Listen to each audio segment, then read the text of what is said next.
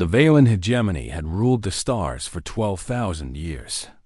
Their empire covered 900 worlds. Their ships numbered in the tens of thousands.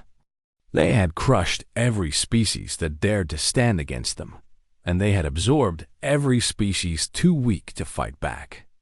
This was the way of the galaxy. The strong took what they wanted. The weak served or died.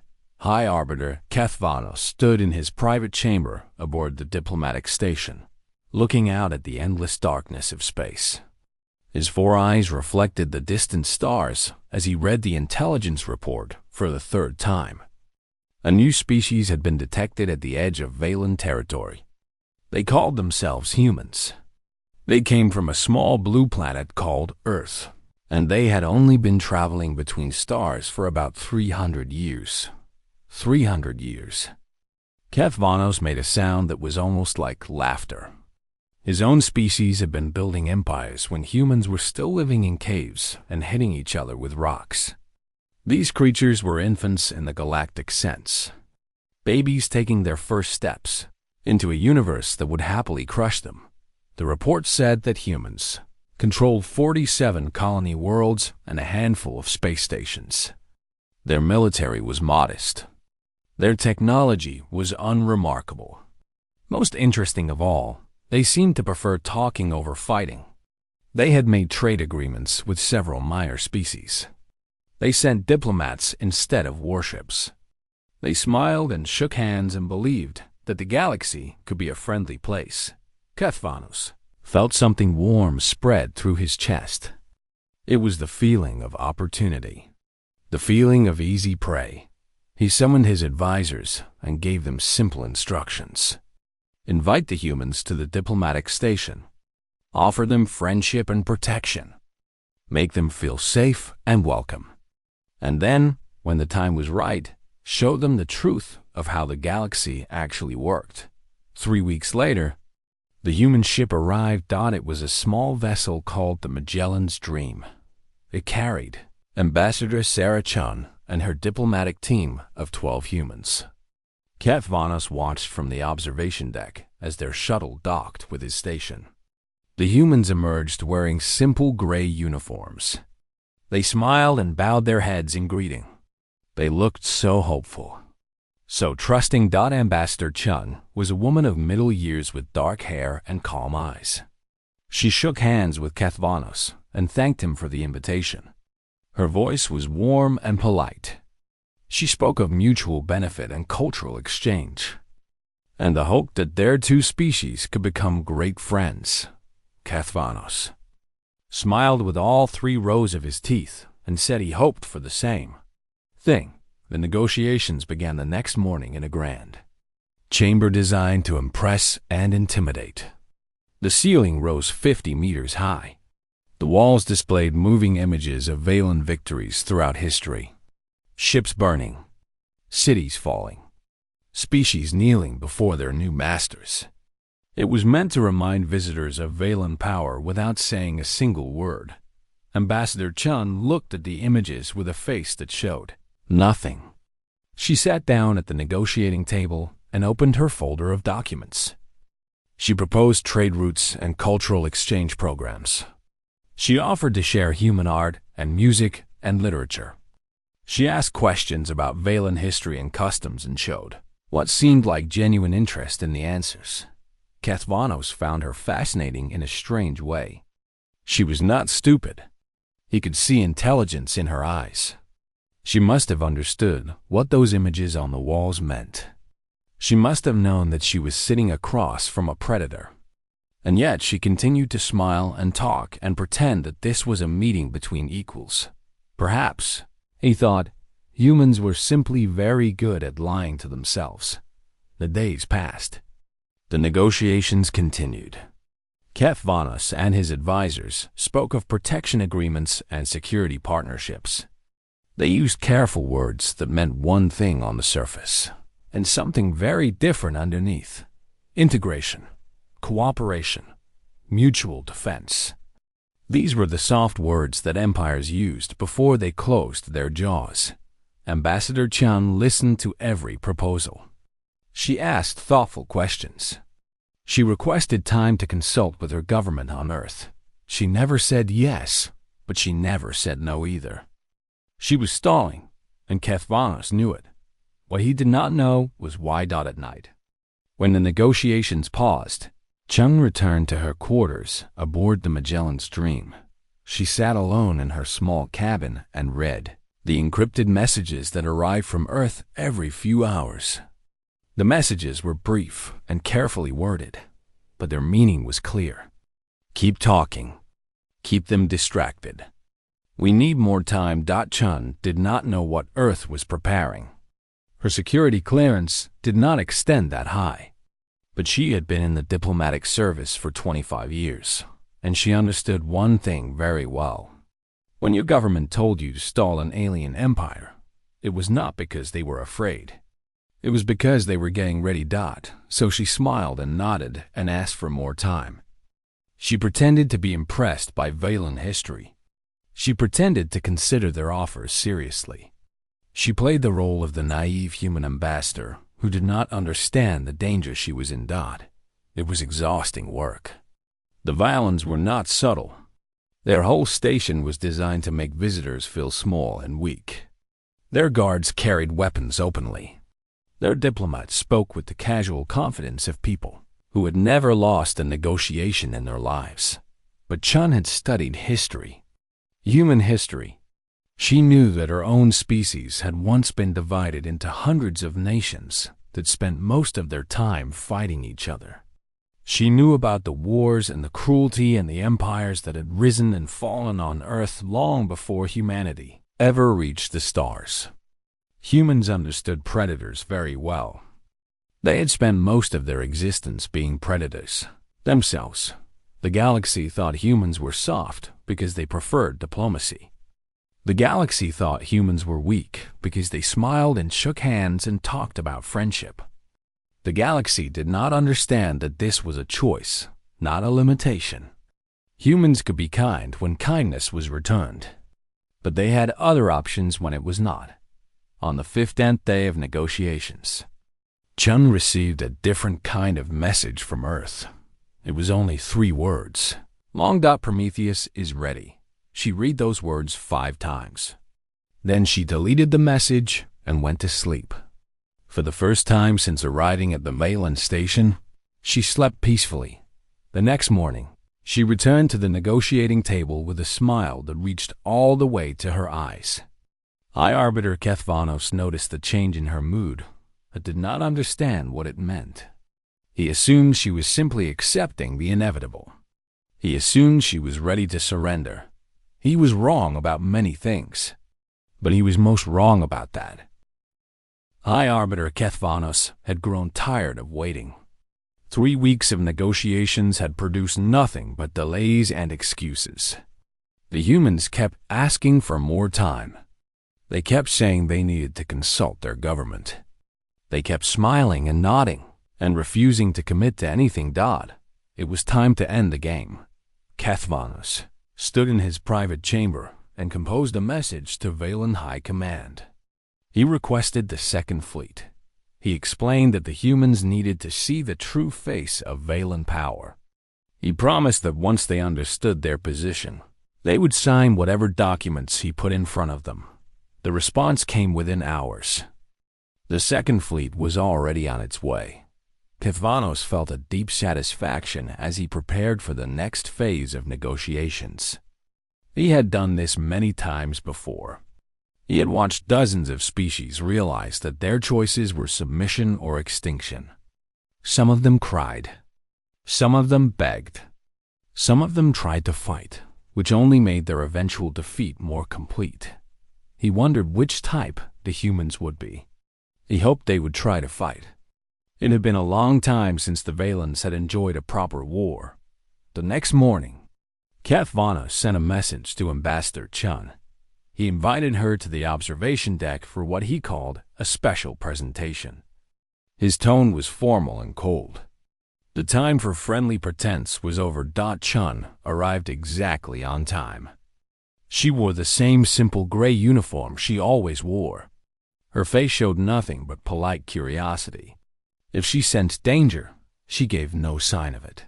Kethvanos led her to the massive viewport that dominated the observation deck. The glass stretched from floor to ceiling, offering a perfect view of the space beyond the station. Right now, that space was empty, dark and silent and full of distant stars. That would change very soon. Chun stood beside him and waited. She did not ask questions. She did not make small talk. She simply watched the viewport with those calm, unreadable eyes. The first ships appeared as tiny points of light in the distance. Then more lights joined them.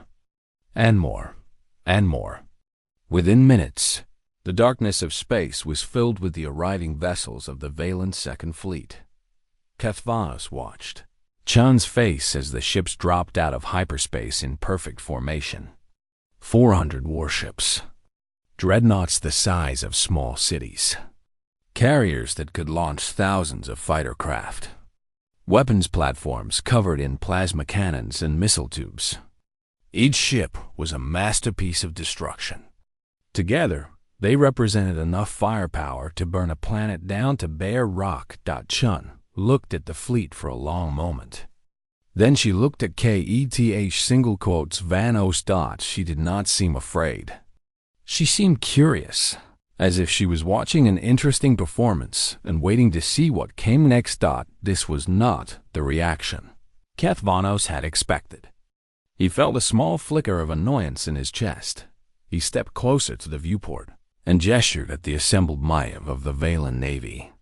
His voice was hard and flat when he spoke. Ambassador Chun, let us stop pretending. Your species is young and weak. Your military is insignificant. Your colonies could be destroyed in a matter of days. You have nothing that could challenge even the smallest of these ships. He turned to face her directly. His four eyes burned with cold certainty. The hegemony has decided to integrate humanity into our empire. Your worlds will be administered by Valen governors. Your people will serve our interests. Your resources will belong to us. This is not an offer. This is not a negotiation. This is simply the way things are going to be. Chun remained silent. Her hands were clasped behind her back. Her expression had not changed. Kethvanos continued. You have two choices. You can accept integration peacefully, and your people will be treated well. They will be fed and housed and protected. They will serve the hegemony, but they will survive. Or you can refuse. You can try to fight. And then you will watch your 47 worlds burn one by one until nothing remains but ash and memory. He paused to let the weight of his words settle. We have destroyed civilizations far older than yours. We have conquered species that thought themselves invincible. Your entire fleet could not scratch the paint on a single one of our cruisers. This is the truth of your situation. Accept it. For a long moment, Chun said nothing. She looked at the fleet. She looked at Kethvanos. Something seemed to be happening behind her eyes. Some calculation or decision. Then she reached into her pocket and pulled out a small communication device. A light was blinking on its surface. She read the message displayed there, and Kethvanos saw something change in her posture. It was subtle.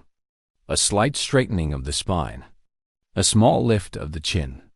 The change of someone who had been holding their breath and finally started breathing again. She looked up at him.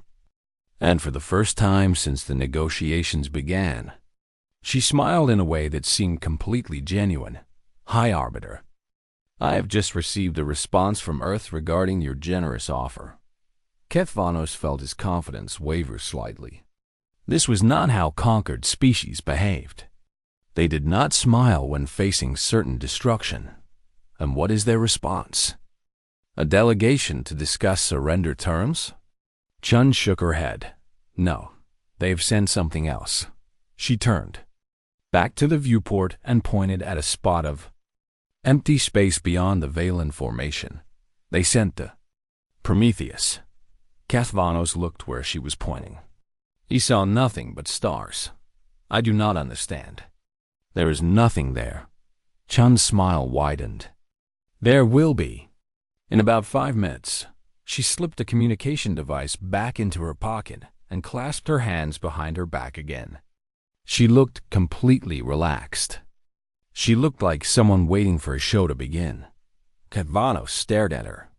The flicker of annoyance in his chest was growing into something else.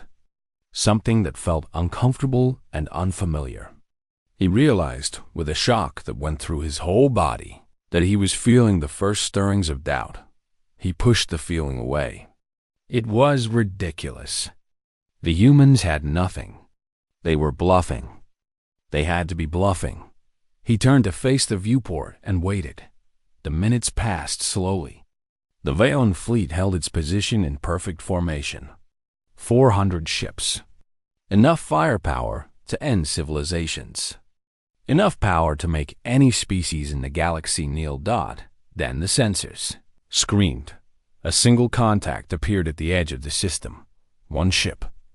The humans had sent one ship to face the might of the Second Fleet. Katvanos stared at the display and felt his doubt transform into something colder. The sensor readings were impossible. They had to be wrong. No ship that size could generate that much power. But the readings did not change. And as he watched, the single human vessel began to move toward his fleet with the slow, patient confidence of a predator that knew it had nothing to fear.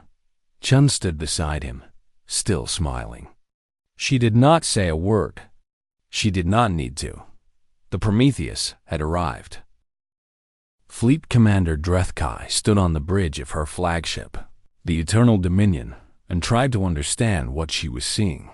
One ship. The humans had sent one ship. She was a veteran of 40 years in the Vaelan Navy. She had commanded fleets in a dozen wars. She had watched species surrender at the mere sight of her vessels.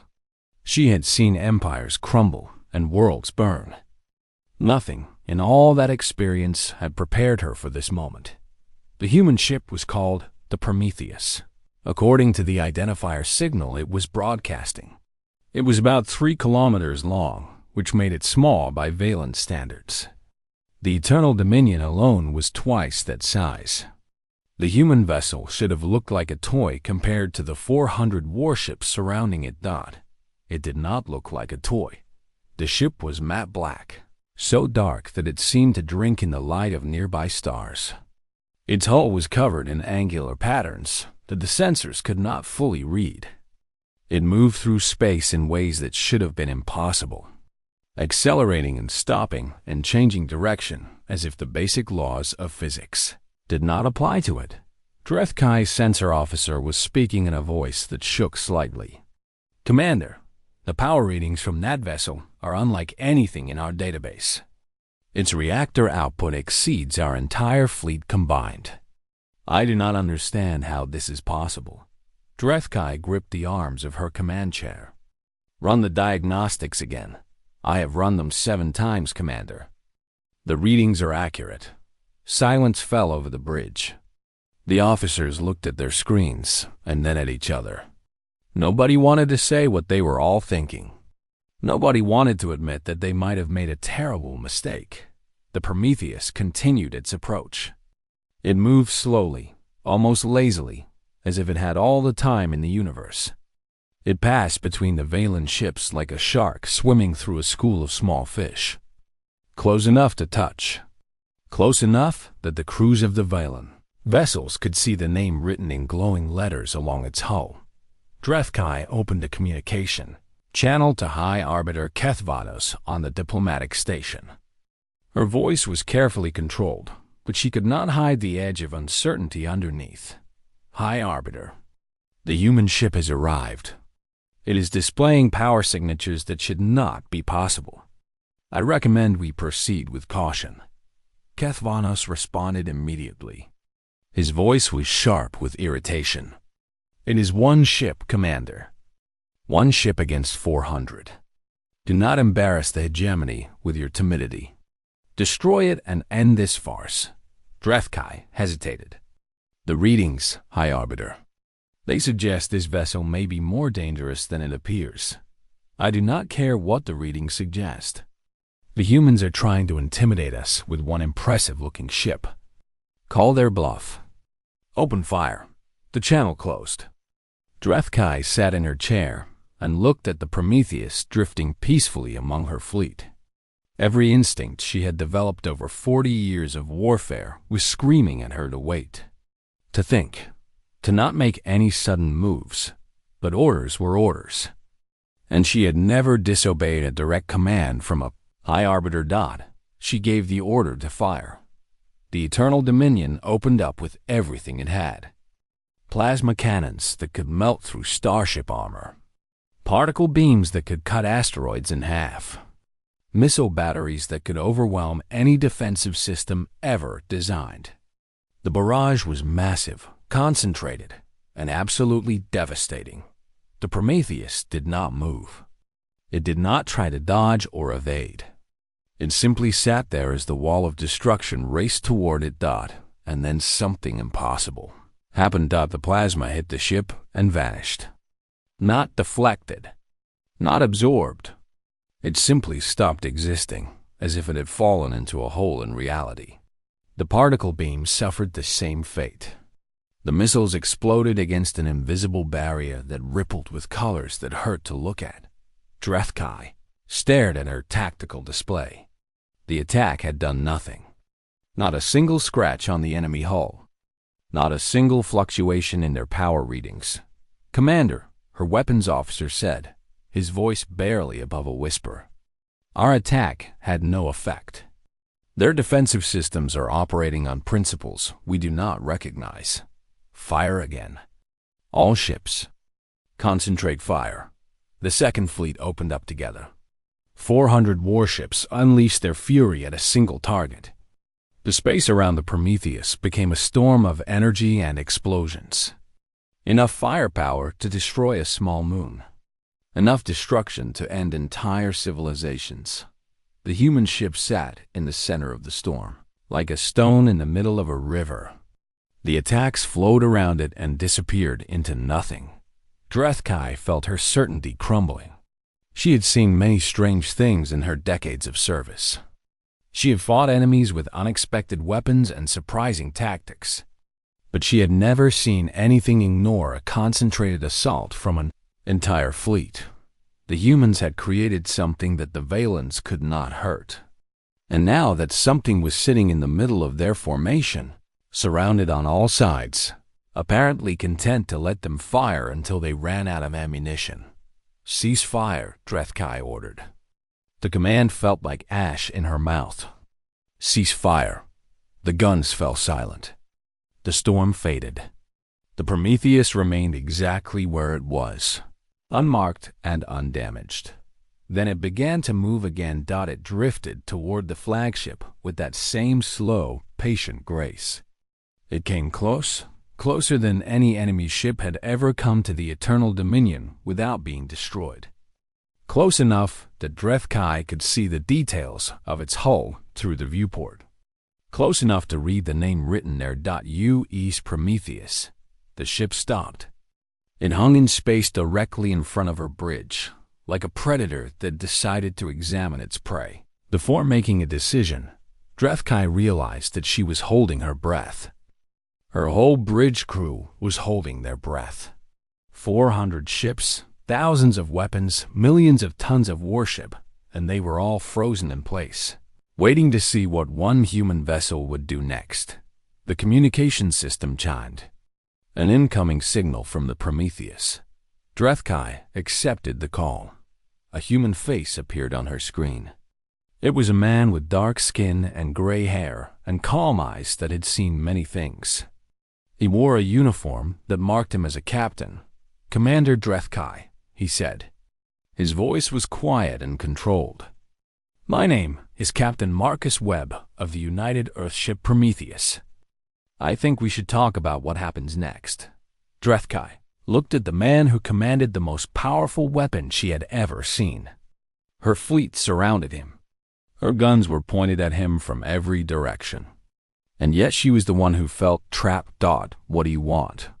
she asked. Captain Webb smiled. It was not a cruel smile. It was the smile of someone who had already won and was trying to be gracious about it. Right now, I want you to wait. In about 10 minutes, I am going to demonstrate what this ship can do. After that, I think your High Arbiter will be ready to continue his negotiations with Ambassador Chun. His smile faded, and I think he will be much more polite this time. Captain Marcus Webb stood at the center of his bridge and watched the Valen fleet through the main display. 400 warships surrounded the Prometheus on all sides. Their weapons were still pointed at his ship, even though their attacks had proven completely useless. He understood what they were feeling. He had studied this moment for years. The Valens were experiencing something their species had not felt in 12,000 years. They were experiencing doubt. "Sir," his tactical officer said from her station, "the enemy fleet has stopped firing. They appear to be waiting for our next move." Webb nodded. He had been waiting for this assignment his entire career. The Prometheus was not just a ship. It was the result of 300 years of focused human effort. 300 years of fear and determination and desperate innovation. Every scientist, every engineer, every researcher who had worked on the project had known that this day would eventually come. The day when humanity would face an empire that wanted to swallow them whole. Webb had been chosen to command the answer. He looked around his bridge at the officers who served under him. They were the best humanity had to offer, handpicked from thousands of candidates, trained in secret facilities that did not officially exist. Each one of them understood what was at stake. "Lieutenant Chun," he said to his communications officer, "open a channel to the Valen flagship." Audio and visual. The channel opened. Fleet Commander Drethkai appeared on the screen. Her 4 eyes were wide with something that might have been fear or might have been disbelief. Behind her, Webb could see her bridge crew frozen at their stations. "Commander Drethkai," he said, "I want you to understand something. We did not come here to start a war. We came here to end one before it begins." Drethkai's voice was stiff. "You face 400 warships. You are one vessel. Whatever technology you possess, you cannot possibly hope to survive against such odds." Webb almost smiled. "Commander, your ships have been firing at us for the last several minutes. Did any of your weapons have any effect at all?" Silence. The answer was obvious. Webb continued, "Let me explain what is about to happen. I am going to demonstrate the offensive capability of the Prometheus. I am going to fire one shot at a single target. After you see what that shot does, you are going to contact High Arbiter Kethvalos and tell him that the negotiations with Ambassador Chun will resume immediately. And this time, the negotiations will be conducted between equals." Drethkai's expression hardened. "You expect us to surrender because of one ship? I do not expect you to surrender at all. I expect you to make a rational decision based on new information." Webb clasped his hands behind his back. "Your empire has conquered many species. You have done this because you have always been the strongest. You are about to learn that you are no longer the strongest. What you do with that knowledge is up to you." He turned to his tactical officer. "Lieutenant Park, target the 3rd vessel in their formation." The heavy cruiser in Sector 7. The officer hesitated. "Sir, are you certain?" "That ship has a crew of over 5,000. Webb looked at the display showing the Valen fleet. 5,000 lives on one ship. Hundreds of thousands across the entire fleet. Millions more on the worlds they had conquered. Billions of humans back home, waiting to learn if they would be free or enslaved.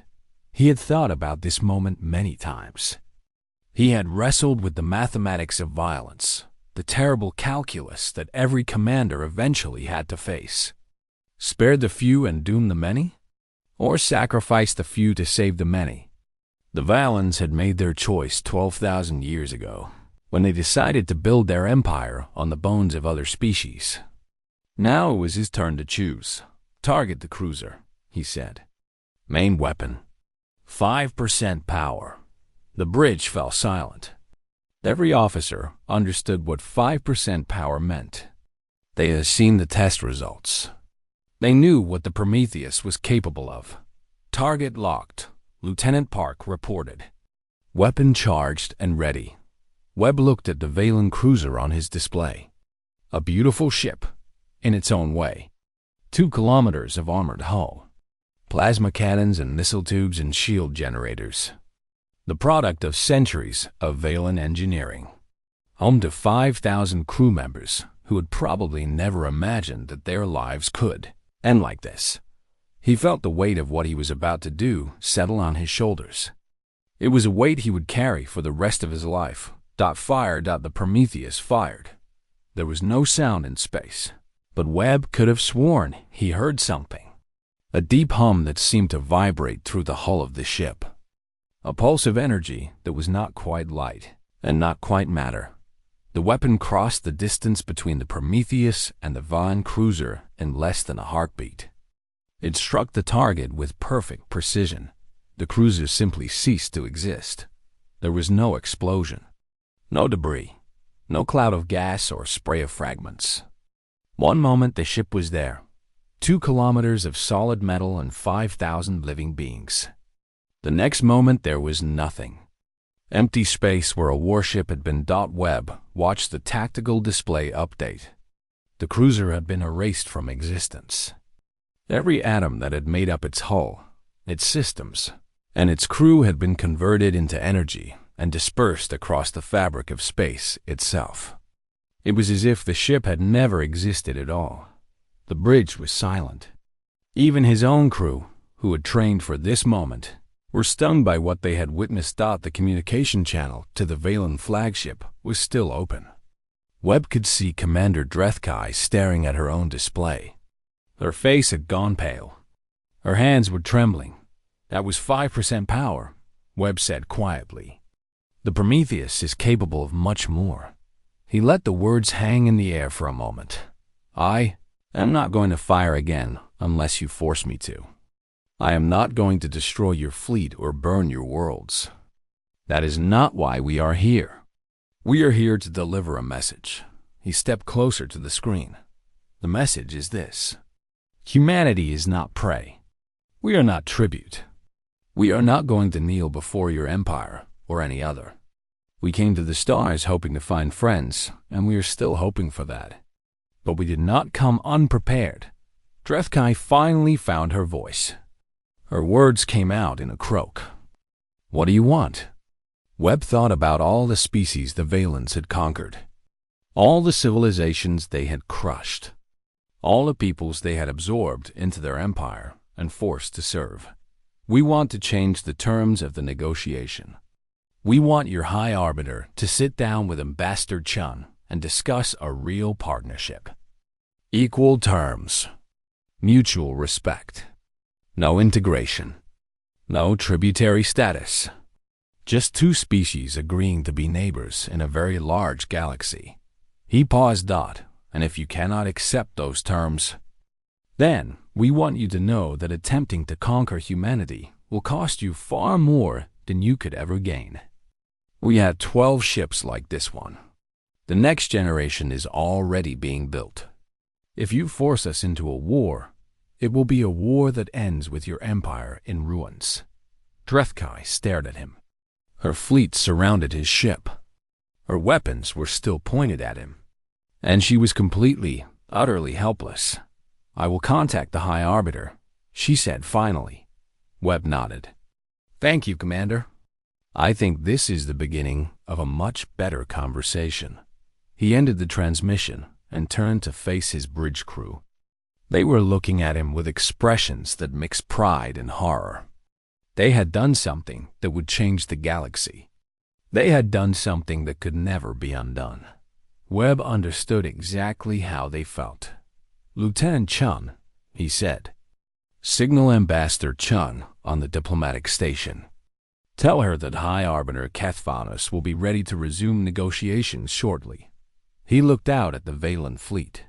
Frozen in place around his ship, Tell her that I think he's going to be much more reasonable this time. High Arbiter Kethvanos had not moved from the observation deck since the cruiser disappeared. He stood at the viewport and stared at the space where the ship had been. 5,000 Valen crew members, gone in an instant, erased from existence by a weapon that should not have been possible. Ambassador Chun stood a few meters behind him. She had not spoken since the demonstration. She did not need to. The silence said everything that needed to be said. Kethvanos tried to understand what had happened. He tried to fit this new reality into his understanding of the galaxy. The Valen hegemony had ruled for 12,000 years because they had always been the strongest. They had always had the best weapons, the largest fleets, the most advanced technology. Other species could fight back, but they could never win. That was the foundation of everything Kethvanos believed about the universe. That foundation had just crumbled into dust. The humans had been traveling between stars for only 300 years. 300 years, and they had built a weapon that made the entire Valen Navy obsolete. How was that possible? How could such a young species achieve what older and more established civilizations had never managed? He finally found his voice. How? Chun stepped forward to stand beside him at the viewport. She looked out at the Prometheus drifting peacefully among the scattered Valen fleet. The ships had broken formation after the demonstration. Some were trying to retreat. Others were simply sitting in place, their crews too shocked to act. We were afraid, Chun said simply. When humanity first reached the stars, we discovered something terrifying. The galaxy was full of empires like yours. Species that had decided that conquest was easier than cooperation. Predators who saw every new civilization as either a threat to be destroyed or a resource to be exploited. She paused. We sent diplomats to everyone we met. We tried to make friends. We tried to believe that the galaxy could be a better place than our own history suggested. But we also prepared for the possibility that it would not be. Kethvanos turned to look at her. His 4 eyes were dull with shock. 300 years. You built that weapon in 300 years. Chun shook her head. We did not build that weapon in 300 years. We spent 300 years building an entire civilization focused on making sure we would survive first contact with a species like yours. Every scientist, every engineer, every researcher who ever lived under our banner knew that this day would come. They knew that eventually we would meet an empire that wanted to take everything from us. She met his gaze directly. Humans have a saying: hope for the best, prepare for the worst. We hoped you would be different. We hoped you would see us as potential partners rather than potential subjects. But we prepared for the alternative. Kethvanos felt something cold spreading through his chest. It was the feeling of a future he had never imagined becoming real. The feeling of everything he had built his life on being swept away. What happens now? He asked. Chun reached into her pocket and pulled out a datapad. She placed it on the railing between them. Now we negotiate. For real this time, Kethvanos looked at the datapad but did not touch it. You could destroy us. You could use that ship to burn every world in the hegemony. You could end 12,000 years of our history in a matter of weeks. Yes, Chen said. We could. Then why do you not? Chen was silent for a moment. She seemed to be considering her answer carefully. Because that is not who we want to be, she said finally. We built the Prometheus because we had to. We built it because the universe left us no choice. But we have always hoped that we would never need to use it for conquest. We do not want to become the thing we feared. She picked up the datapad and held it out to him. We want allies, High Arbiter. Real allies. Species who work with us rather than for us. Partners who can help us build a better galaxy. We are offering you the chance to be the first. Kethvanos took the datapad. His hands were trembling slightly. The document displayed on the screen was a treaty. He read through it slowly, his eyes widening as he absorbed the terms. A mutual defense pact. Equal representation in shared councils. Free trade between their territories. Cultural exchange programs.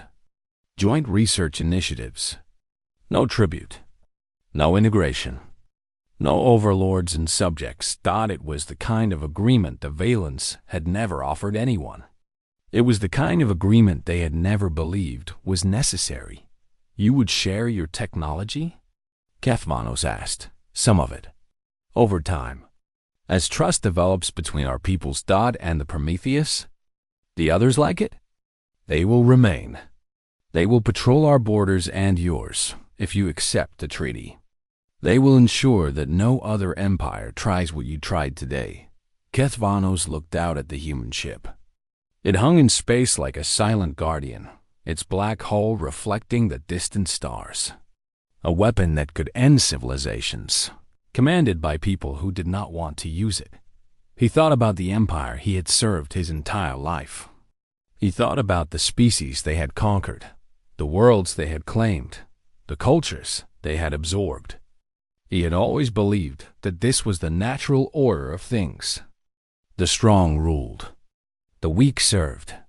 There was no other way, but perhaps there was another way. Perhaps the humans had found it. If we refuse? He asked. Chun's expression did not change. Then you go back to your empire, and we go back to ours. We will not attack you. We will not seek revenge. But we will not be your subjects either. And every species in the galaxy will learn what happened here today. They will learn that the Valen hegemony met humanity and was forced to walk away. She let the implication hang in the air. The other empires would see weakness. The subject species would see hope. The foundation of Valen power would crack from within. Kethvanos understood the choice she was offering. He could accept partnership or he could accept decline. There was no third option. He looked at the treaty one more time. Then he looked at Ambassador Chun, at her calm eyes and patient smile. I will meet to consult with my government, he said. Chun nodded. Of course. Take all the time you need. But as she said it, they both knew that the decision had already been made. The Valen hegemony would sign the treaty. They would become humanity's first great ally. Not because they wanted to, but because they had finally met a species they could not conquer. Kethvanos picked up a stylus and signed the document. Chun watched him write his name. Then she extended her hand in the human gesture of agreement. Welcome to the new galaxy. High Arbiter. Kethvanos looked at her hand for a moment. Then, slowly, he reached out and took it. Outside the viewport, the Prometheus began to move.